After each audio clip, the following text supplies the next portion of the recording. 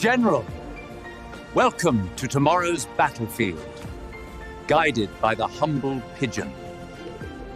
You're serious about this, Doctor? It was 1943. A wild idea. Strap a bird into a bomb. The ultimate organic guidance system.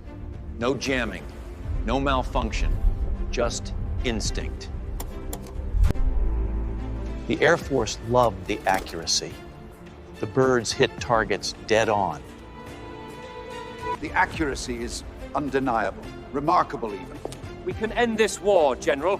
Save thousands of our boys. With pigeons! You want me to arm pigeons? Their guidance is flawless. What does the vessel matter?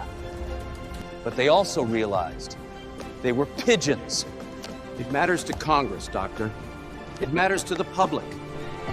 We can't fund kamikaze birds. It's impractical. Ludicrous. But it works. General, please.